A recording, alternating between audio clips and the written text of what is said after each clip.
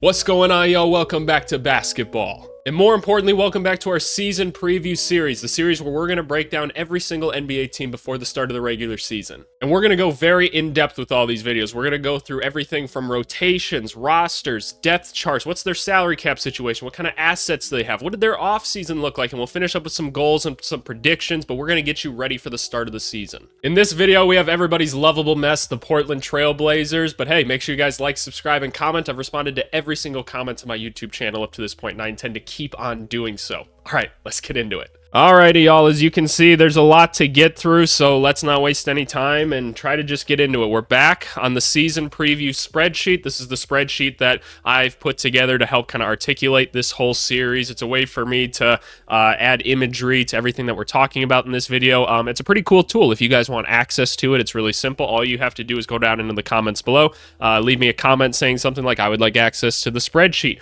From there, I'll give you a link to the Discord. Hop on the Discord, and you should join the Discord anyway. It's a lot of fun. People are chatting it up on there right now. It's a great time. It's actually very active at the moment. And then just shoot me a DM saying, hey, I was one of those people that want the spreadsheet. I'll give it to you right there. Nice, plain and simple. I've given it out to quite a few people so far, and it's been a lot of fun. But anyway, the Portland Trail Blazers.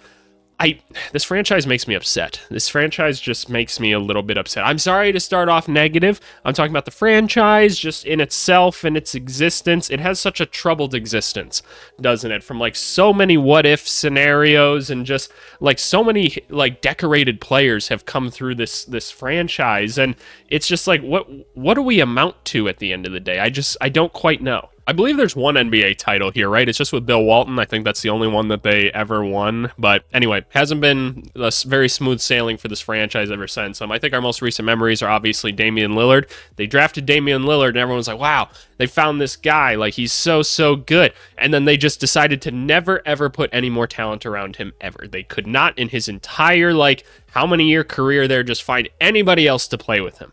And they mismanaged trades. They did all these other things. It was just a waste of time. But Damian Lillard was still so good that he got him to like a Western Conference Finals, maybe 2 or something like that. And man, did he put on some memorable moments for the Trailblazers fans. So at least you guys had that. But my goodness, y'all couldn't find anything to put around this guy ever. And then you decide to start over. Last year you traded Damian Lillard, and you decided, all right, guess it's time to rebuild. You got the 3rd overall pick, and you took a guy named Scoot Henderson, who was a rookie, a point guard as well, that had a lot of upside and potential. And I'm saying that like I'm speaking past tense or something like that. There's still a lot of crazy potential in that guy. But the first season of him didn't go too great, and we're going to talk about why that probably was and why that's not necessarily his fault.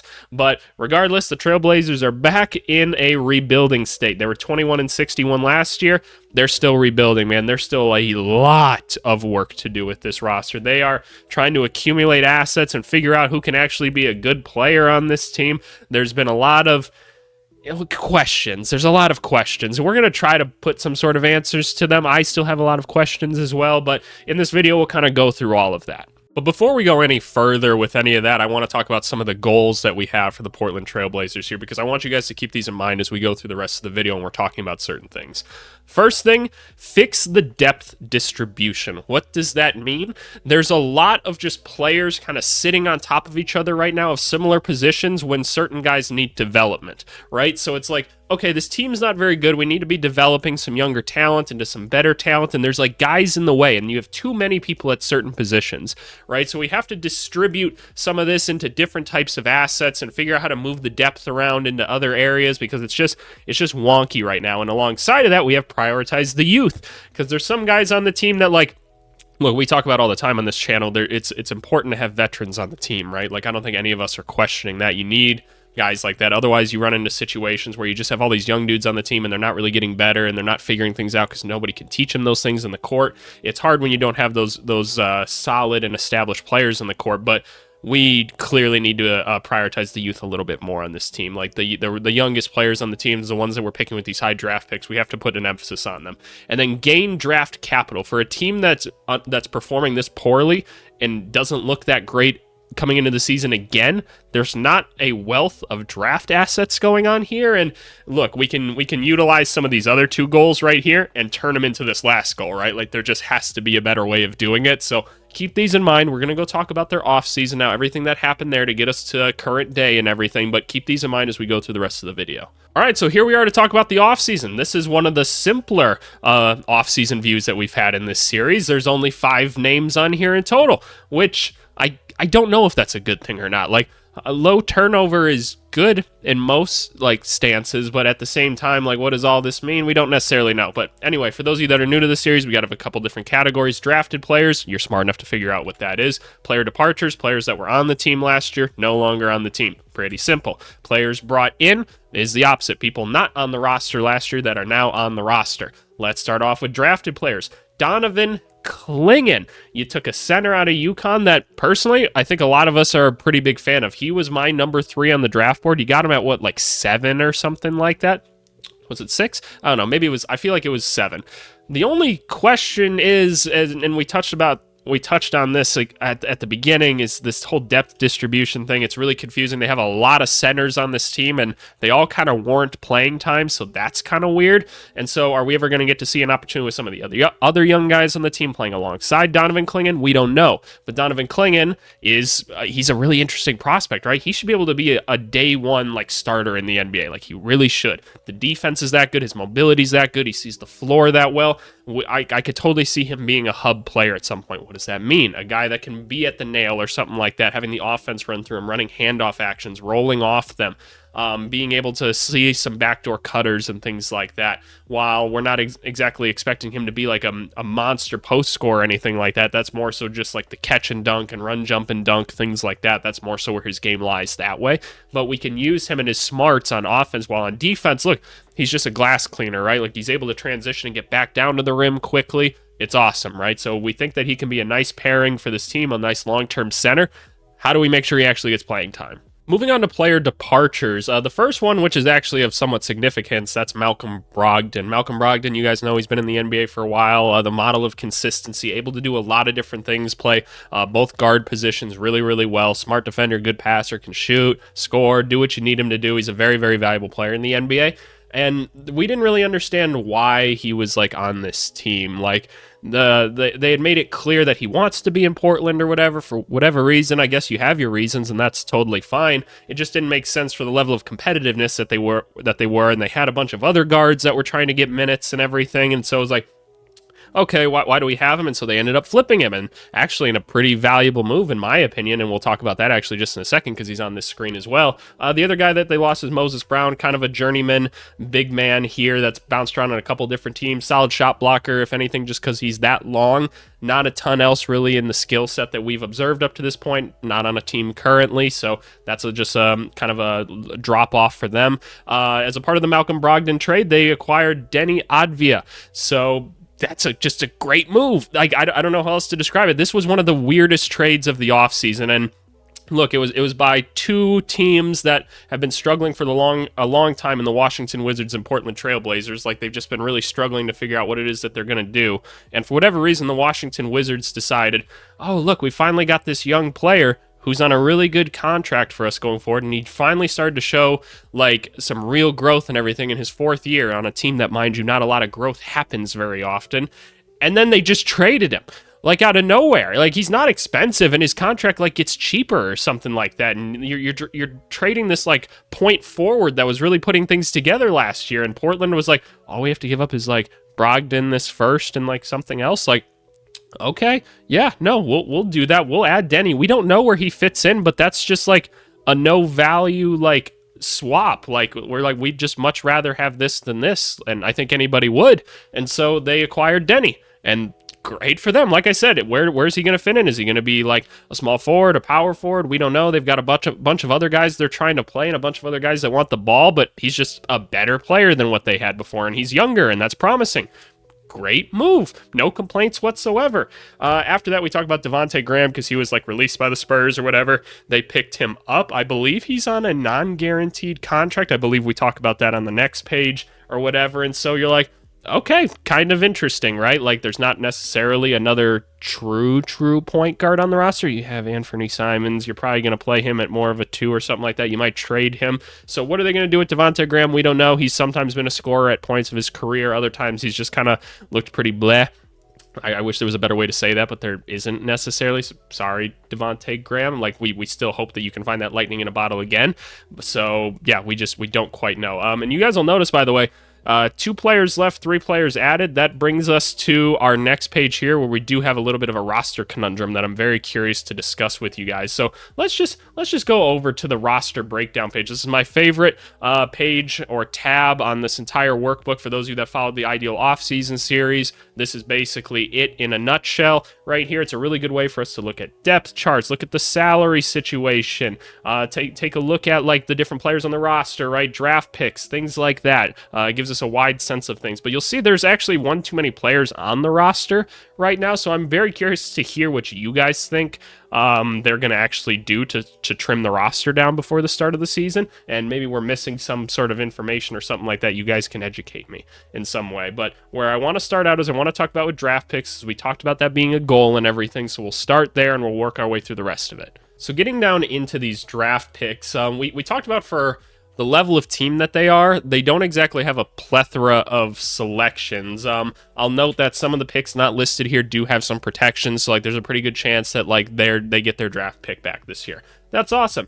And like, look, they've got their own picks going forward. That's awesome. Actually, they don't have their own 2029 pick. I don't know where that one is right now, but they've got like these other miscellaneous picks and a lot of other like little weird things here and there for like second round picks, but it's not exactly a treasure trove of assets for a team that doesn't look great right now and they don't know where their future is. So what of these players that we currently have, and look, there's not many expiring contracts, you can even just tell right here, like who can we flip that has some value so that we can get some other assets somewhere else? Because right now there's such a log jam of players and everything right now. We need to start spreading our assets out a little bit. So let's talk about salary cap, and then we'll look at the actual roster itself, and we can kind of come back to talk about the picks and maybe where we can get some. All right, so salary cap space in itself. This one is always an interesting one. If you guys want a breakdown as to like how this cap works in a little bit more detail, go watch the first video or two in this series. I go through it like a much more in depth than I'm going to with you here, but here's my very quick rundown.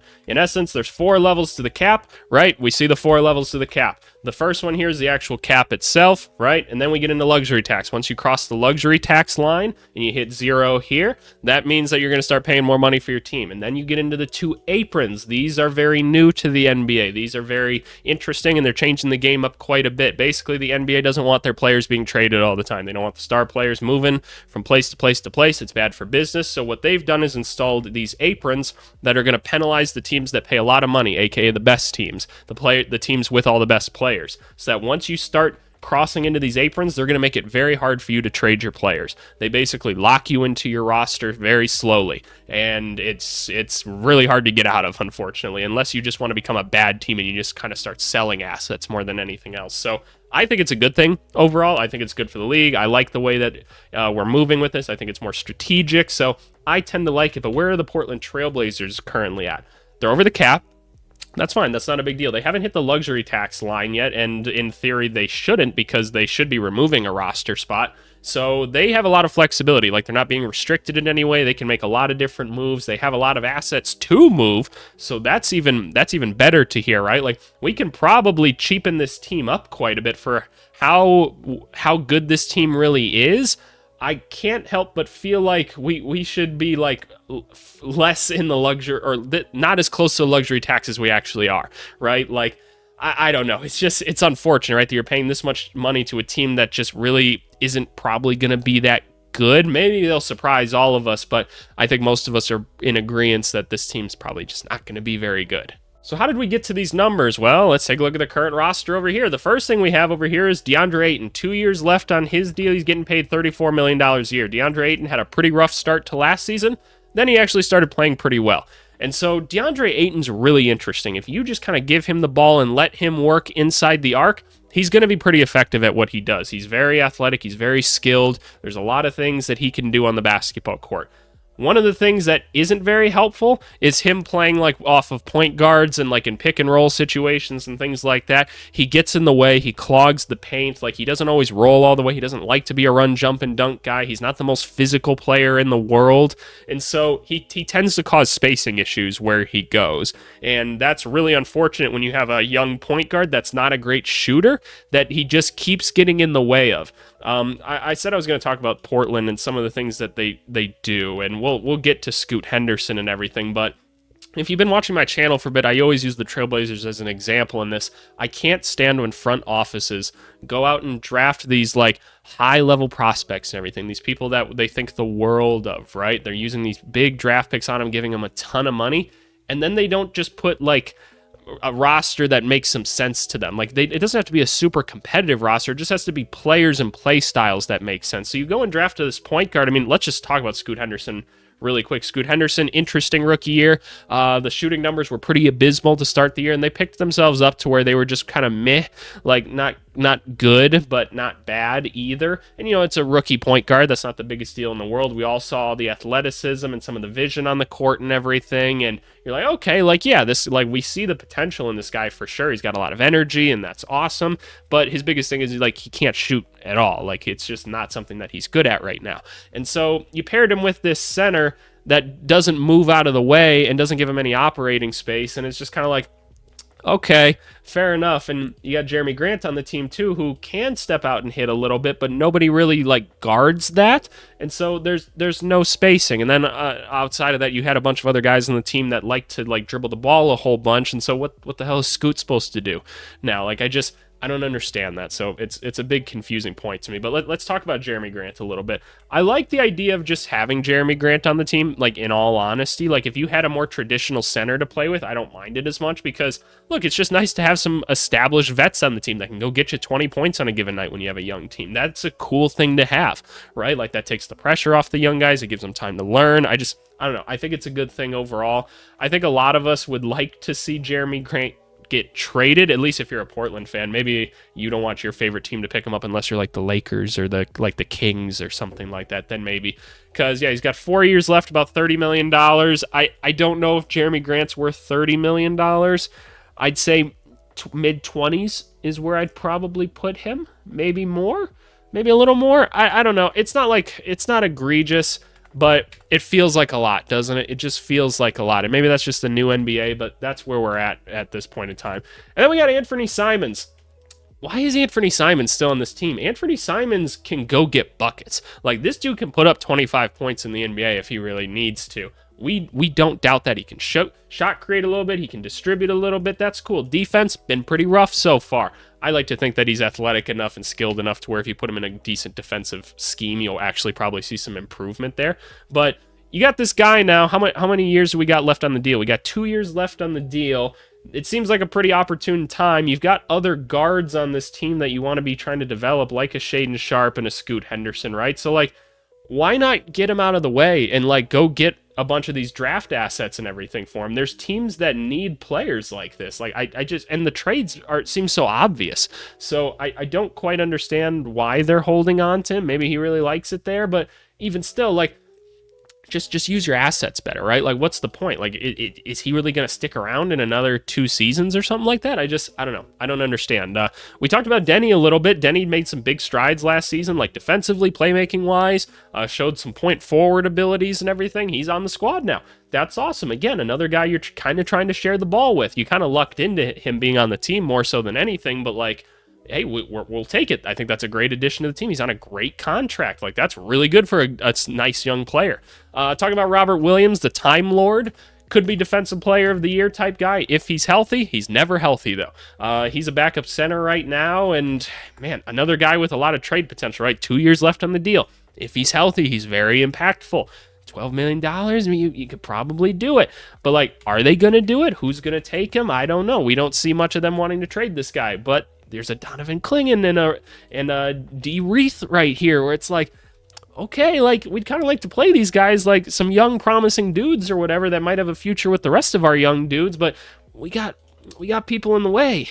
we just have so many people in the way, and I don't know, it's so hard to like justify like putting out certain lineups or something like that. Like you're not going to not play some of these dudes. Then we get on to Matisse Thybulle, who's a interesting player, like kind of started to figure out the 3-point thing a little bit, but we all know him for being an elite defender. Like he is a great wing defender. That's what he does. He actually has a player option at the end of the season. This seems like a really good opportunity to try and trade someone like this. Do I think he could be valuable on this team? Yes, I definitely do. Like, does he maybe fit the timeline? Sure, but he's pretty expensive right now, and you have 2-3 other guys, 4 that play similar positions that I would also be okay with. So sorry, I'm letting go of Matisse Thybulle. I'm trying to trade him as well. I feel like I'm being very negative to start this video. It's just I don't understand this roster like balance or anything. You guys are starting to kind of see the pattern, right? Like you've got a couple guys you do want to focus on in your actual rebuild. Like we're kind of in between a rebuild and a selling point. You know what I'm saying? Like I don't know. It just feels like there's more that can be done to try to optimize some of these other younger guys that aren't really getting a chance to shine that we think could be something. Otherwise, we're just going to sit in this weird cesspool of just being a bad basketball team. And I don't know. It doesn't make sense to me. We talked about Scoot Henderson already a little bit. Donovan Clingan. Yep. Shaedon Sharpe. I think a lot of us love the idea of Shaedon Sharpe. It hasn't quite come together yet, but 11 out of 10 athlete, a little bit of shot creation skills in there. We want to know if he can be the starting 2 guard for this team playing next to Scoot. We don't know. We've seen him not need the ball to be successful, though, and that's encouraging, playing next to a Scoot Henderson and a Denny, right? So it's like, okay, you could have a couple things here. Throw him in with like a Clingan, and all of a sudden you could have a pretty athletic and like versatile group of 3 or 4 guys on the court at once, and that's really interesting to me. So it'd be nice if we could get him on the court more and more and more and try to grow his role and see if we can get like a real 20-point-a-game scorer out of this guy. And it's like, just what's the cap of this dude? How high can we get him? But we won't know if we can't like actually get him on the court a little bit more. Got Chris Murray. He was a rookie last season, brother of Keegan Murray. Didn't look great in his first season. That's okay. He was kind of a mid to late first-round pick. It's going to take a little bit of time to develop. Supposed to be a stretch 4, just like his brother. So we'll see what happens with that. We got a team option here. Obviously, team options on Scoot and Shaedon Sharpe coming up as well. We talked about Devontae Graham a little bit. His contract is not guaranteed at all, so that could be an easy way to free up the roster spot. But as we'll talk about, there's not many other true point guards, and I think we all assume Anthony Simons is gonna get traded. Like, we think so, right? So, like, there might be a purpose in keeping Devontae Graham on the team for that reason.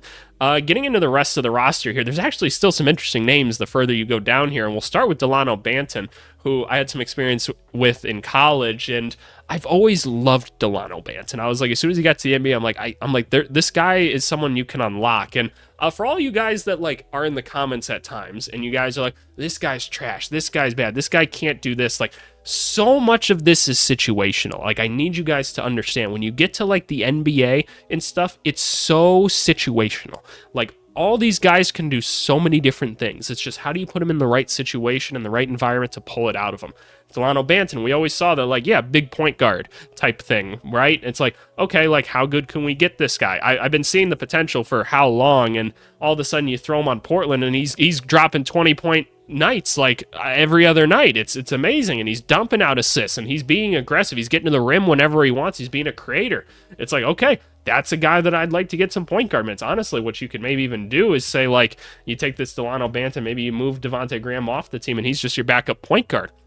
That way it frees up the forward rotation a little bit more. You might run into spacing problems because Banton, while he shot better in his streak at the end of last season, it's still probably not his main skill set, and I don't know if we want to bank on that, but he's a really interesting player. We got Duop Reith, who we talked about briefly. Energized young center, right? That's what we liked out of him, run, jump, and dunk. When Reith started playing more, Scoot Henderson started playing better. We discovered the one really promising thing out of Scoot Henderson's rookie season, when it was a lot of pretty murky stuff, is that Scoot's really good in pick and roll situation. One of the best we saw in basketball last season. So you put him in a pick and roll, good things happen. He was really good at reading it. He's explosive. He's decisive. And he was like, okay, you're guarding me here. I'm going to blow by you now because I'm super fast. And he's like, oh, you guarded me a bit too much. I'm going to throw the lob, right? He needs guys like that. And Duop Reith was so down to do so, right? He was so down to just like set pick and roll, section someone off a little bit, go get to the rim, go run, jump, and dunk. That's what you got to do. That's why you put like the right players around him. It doesn't have to be some like big stud like a, I don't know if I want to call DeAndre Ayton like a big stud, but like a well-known basketball player, a very good basketball player. You just got to get the right guys around these young guys. You got to get the right ones, the ones that make sense. All of a sudden, it starts bringing the better stuff out of them. It gives them more confidence. They develop better. It's a whole process then. Again, 3 more interesting names. Jabari Walker. Jabari Walker, I know Portland fans like Jabari Walker. I know they do, and I'm not saying I dislike him. The coach in me, like the current like NBA like evaluator guy and like a former college recruiter and things like that, I don't understand what I'm supposed to make out of Jabari Walker. Like he's clearly not going to like shoot the ball much. He's going to play the power forward most likely because he's not big enough to play center. He doesn't really have the skill set to play like a wing or something like that. So he's kind of this undersized. Like he's just not quite a center. And I don't know what he's supposed to be good at. He gets a decent amount of rebounds. He's not a very good defender. So, and maybe we have to figure out a way to position him better defensively, but I don't know what I'm supposed to build out of him necessarily. He feels like a weird in-between type player, and I think you guys, if you've been following my channel for any amount of time, know that when you have these in-between guys, I oftentimes say, I just don't think you have something then. Like, I like to err on that side more, which is kind of defeatist of me, but I think there's a reason like these tweeners don't always fit in the NBA anymore. I don't know. I just think it's kind of tough. I feel like you got to have your thing. Let's talk about Tomani Kamara, who was like, what was he, a 2nd-round pick last year, I believe? And yeah, he kind of just ended up starting a lot of games for them at the wing and had a really nice rookie season, played really good defense. He developed like a couple things offensively early on. He was like, yeah, I can get to this little floater if you need me to every once in a while. I can attack the rim every once in a while. It was nothing crazy, but it was pretty promising. So it's like, okay, we got this 2nd-round pick that showed us like a little something last year and was able to contribute on the court with us in a positive way. So let's make sure we try to get him some more minutes. But then like, who is he gonna play over? You're gonna not play Denny? You're gonna not play Thibault? You're not gonna play Banton? You're not gonna play Shaden Sharp or like Jeremy Grant? You tell me who I'm benching for Tomani Kamara. Like, please, I'm willing to listen to you guys in the comments. You tell me. How do we clear up this roster? I don't know. We'll talk about Rupert, one last one, younger guy again on the team. Kind of a 3-point specialist is what we're kind of looking to see out of him right now. Showed some ability to get to the hoop as well. Still very raw, didn't get to play a ton of minutes necessarily, so there's still a long evaluation page or phase that he's going to go through. Obviously, he's got a lot of time left on his contract to grow.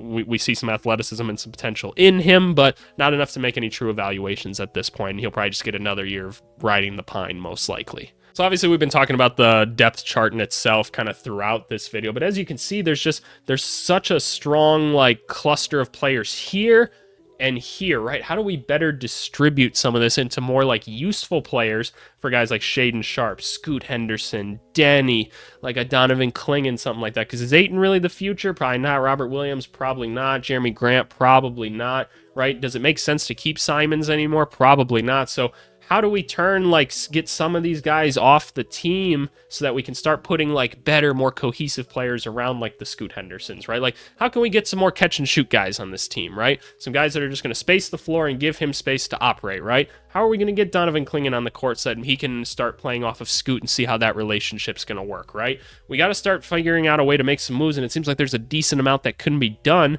but it doesn't seem impossible because a lot of these salaries like shouldn't be too hard to trade at the end of the day. The Jeremy Grant one's a little bit difficult, but I don't think Grant's necessarily a problem.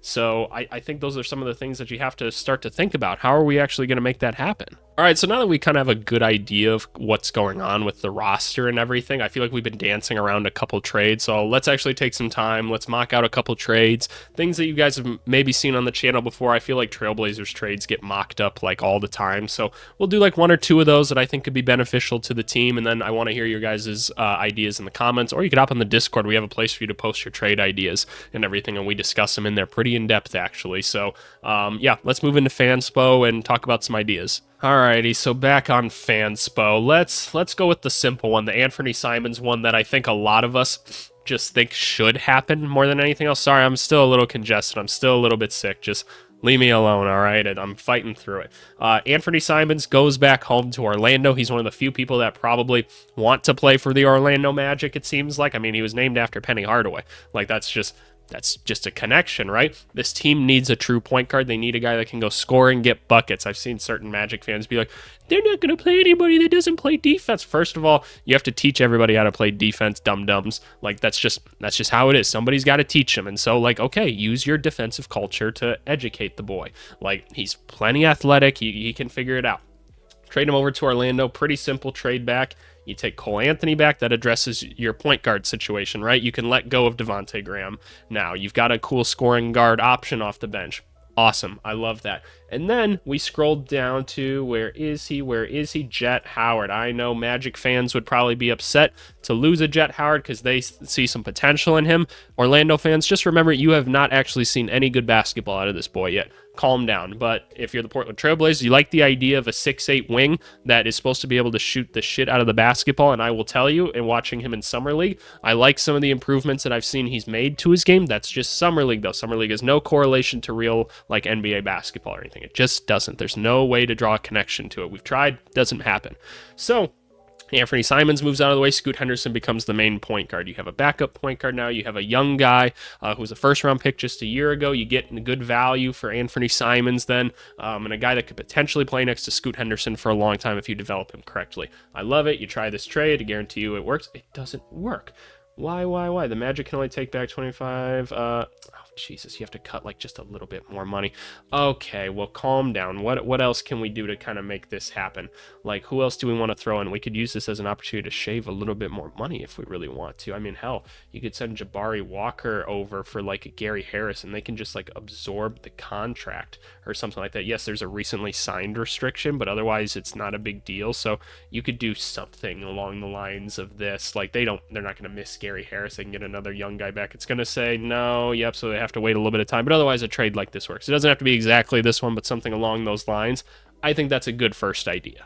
All right, next one. Let's figure out how to move a center off this team so we can actually play Donovan Clingan some serious minutes. Who needs a center? The Memphis Grizzlies need a center. So, DeAndre Ayton, we're moving you over to play with the Memphis Grizzlies. Is it the most logical fit in the world? No, not necessarily. I don't think it's that bad, though, either. Like, Jaren Jackson provides enough spacing and everything, and he's a good enough defender that I think it's actually interesting to have that, like, two big men that are that mobile and athletic on one team. I think it could open up some interesting possibilities when playing with Ja. You do have to make sure he plays a little bit different style still. Otherwise, you run into the same problems that Scoot Henderson ran into in his rookie year with Ja, because Ja is just not that effective from the outside yet. So that's just something to keep in mind right away. But okay, what are we actually going to do to move this money around? Let's see. They're not in such a bad salary cap situation. So we start off with just a Brandon Clark, something like that, right? A guy that they don't necessarily need. They need to cut $21 million more from this team.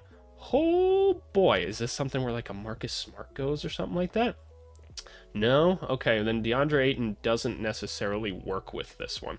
So what if we take DeAndre Ayton out, and do we do like a Rob Will in this situation? No, because it becomes kind of a redundancy then of bringing Brandon Clark back in. Okay, maybe this one's not as simple as we thought. Okay. Fair enough. Then, you know what? Let's try and move him somewhere else. Anyway, we can get him to the New Orleans Pelicans. They also are the other team that desperately need a center. So you send him over there, you get something basic. CJ McCollum just comes back. Oh, you could just do something really simple like that and then include like maybe like a small draft pick or two or something like that. That's an interesting starting point. The Trailblazers get a leader. That's good. You need the veteran leadership on the group. He is a guy that probably takes the ball away from Scoot a little bit more, but at least he can space the floor. That might not be the worst thing in the world. I don't necessarily know. Maybe move him back to more so the 2.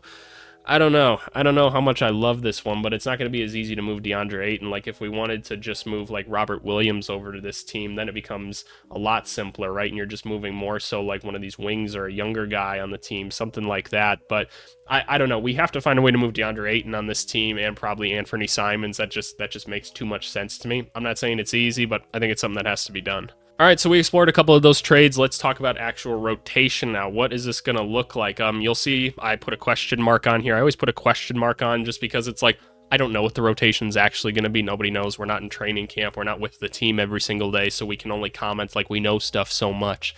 And I'm always curious to do this exercise because we do this as like real coaches where we're like, what's the goal? How many minutes do we want these guys to kind of play by an average at the end of the season, right? And when I was making this one, I was like, damn, there's a lot of guys that I really want to play, but there's so many guys in front of them. So I'm like, I think we have to go to like an 11-man rotation or something like that until guys get moved and turned into like draft picks or something like that. So to break it down, Scoot's got to get a lot of minutes because you put a lot of value in him and we see a lot of potential in him. That makes sense. Anthony Simons, one of your better basketball players, a good scorer and everything. In theory, should be able to play off Scoot Henderson a little bit, but we'd probably rather just get some value for him. So put him around 29, 30 minutes a game, let him get his buckets, and we trade him. Denny, we want him getting around 30 just because it's like, look, we lucked into having him. Let's make sure we continue his development. Jeremy Grant and DeAndre Ayton, they'll be on the court because they're good basketball players, but we don't need to play him too much because we want to give minutes to other guys on the team as well. Moving on to Shaedon Sharpe, then he's got to be the sixth man as of right now. You'd like him to get higher starter level minutes, but there's too many guys in the way, so that complicates it a little bit. Rob Will, he's going to get some burn just because, again, you got to start raising his value again, and he is a really good basketball player if he's going to be healthy. He can be more of that run, jump, and dunk type of guy with Scoot Henderson. I actually probably prefer him playing next to Rob Will instead of DeAndre Ayton. So it'd be nice if when we're talking about actual like lineups and stuff, like Scoot probably plays with Rob Will a little bit more than the opposite. Maybe it's more of a Simons with DeAndre Ayton then. So maybe that's something we do. We want to keep encouraging Delano Banton's growth, but it's unfortunate that we don't even have 20 minutes to give him as of this current moment. It's just, that's how it worked out. You're not going to not play Matisse Thybulle because he's good enough to warrant being on the basketball court. And then you get into Klingon and Kamara, two guys that you want to start to grow, but again, there's so many people in front of them. So I really want to hear your guys' like rotation ideas in the comments for this one, because I genuinely could see it going so many different ways. And we'll take a look at what lineups worked and what didn't work in just a second here. But I don't know. I just want to know what you guys think out of this. Like, where would you be playing certain guys? Like, we're not even getting Reith on the court right now, and Jabari Walker was a guy for them. I don't think he necessarily needs to be on the court, but Chris Murray was a first-round pick for them last year, and he's not going to get to play. It's just like, damn, man, that sucks. But all right, let's talk about lineups and everything. There's so many ads on Basketball Reference. I guess I shouldn't complain. So these were the best lineups. There was a lot of spread. There weren't a lot of consistent lineups, and honestly, a lot of negative ones. We only had 6 positive lineups. That's unfortunate. Not a ton of minutes amongst any of them. The only one with any sort of somewhat significant minutes was this one, and it was DeAndre Ayton, Kamara, and Grant, with Skylar Mays and Shaedon Sharpe. Okay, I don't know how often we're going to get that rotation back on the court, considering what we just looked at, like, minutes-wise, but interesting nonetheless. Why would that possibly be? I can't quite figure out the correlation as to why this one... Look, it was only positive 1.2 points. I'm putting too much into this. This one was only 40 minutes, but it was plus 23. It was Reith with Brogdon. That doesn't necessarily surprise me. With Scoot...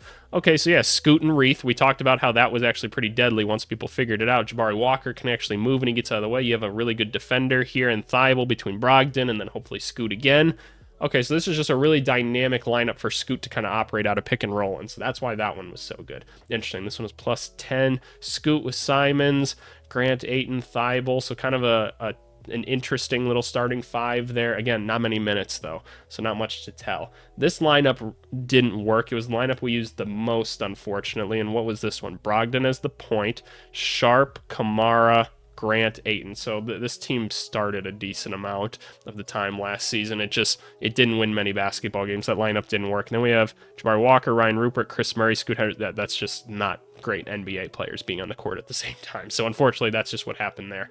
Let's take a look at some 3-man combinations now to see, like, hey, which of these like combos of guys do we see working out as more positive? Geez, there was only 2. Only 2 3-man combinations worked, and none of them included Scoot Henderson as like a primary one. Okay, so Brogdon, Kamara, Grant, and then Simons, Murray, Kamara. See, Kamara is a connecting point here, man. Kamara is a positive. Like, got to find a way to get him back on the court, but who are you not going to play? I don't understand. So where does Scoot first become relevant? So this was the best 3-man rotation he could have played with Jabari Walker, so a more dynamic forward, and Matisse Thybulle, who was just that good of a defender. Where's the next one? Scoot Henderson with Reith. That makes sense with Jabari Walker again. So Scoot with, like, mobile forwards. That's what we're noticing. That's how we maximize Scoot Henderson, and then we throw him around defenders, and run, jump, and dunk bigs. So the theory is proven correct by the numbers. You just have to put the right players around him, and it improves, right? Like, it's still not good because they're not good necessarily players around him, but the concept is there, right? You put those types of players around him, the numbers suggest it's going to be better. So this is kind of like how you do some of this analytics stuff, y'all. This is how you put the puzzle piece together, and then you just say, like, okay, well, let's think about this then. Let's say it's no longer Reith, it's Donovan Clingan, and he's going to be better. Now, maybe we're not a minus 4.9. Maybe we're at a minus, like, 2 now, or like a minus 1.5 or something like that, right? And maybe it's not Jabari Walker or something like that now. Maybe it's insert Denny, something like that, right? And maybe a guy that's a little more, like, dynamic then, right? That can be a forward still. And you're like, okay, maybe we have a positive, like, 3-man rotation now. Something to look at. You throw the Kamara on there to have the defense still. I'm just saying, y'all, this is how you start to figure this stuff out and process it and figure out what lineups work. So if we're trying to maximize Scoot Henderson and things like that, those are the things I'd be looking at. But alrighty, y'all, let's get into predictions, man. This is always where it gets interesting, right? Where do the Portland Trailblazers rank? I'm going to zoom out just a little bit so that you guys can see it. I have to click this button here. Do we need to do a drum roll? No, screw it. We're not going to do a drum roll. I have them as the 15 seed. I don't think this team's going to be very good. And here's the thing. It's not that they don't have good basketball players on the team. It's just the combination makes no sense. I don't understand the direction as to which they're trying to do things. Like, what really are their goals this year? Who are they going to move? We presume that they're going to move some players and probably just get worse overall roster-wise to try to improve the draft situation or something like that. Because the fact that this team doesn't have, like, a great 2025 draft outlook isn't, like, superb. Like, obviously they'll have their own pick or whatever, and they're going to be trying to maximize that so they can keep it. But look, is anyone really going to disagree with me that this team just probably isn't going to be very good this year? It's pretty much the same thing as last year, and it just doesn't work, right? I mean, young players get a little bit better, but without, like, proper, like, coaching changes and some improvements and finding better guys that complement each other, I don't see you winning a lot of basketball games. But that's where I want to pass it on to you guys. You guys let me know what you think. I'm curious at the end of the day. Being in the comments is my favorite part of this, so I want to hear your guys' thoughts. Just always make sure you're trying to be respectful and trying to use some actual reasoning with things. Don't just comment things like, this guy sucks. I'm going to tell you, like, hey, come on now, like, let's use our brains a little bit, or I have to hide you, right? I just don't want, like, stupid nonsense internet things on my channel. I don't know, that just annoys me. So I want us to have good conversations. Like, let's go in there and talk about some stuff. Let's share some opinions. Let's all get smarter and learn something new and hear each other out. But hey, as always, I really appreciate it. Look forward to giving you guys these videos 5 times a week right now, all the way up until the start of the regular season. Thanks so much, and we'll see you later. Bye.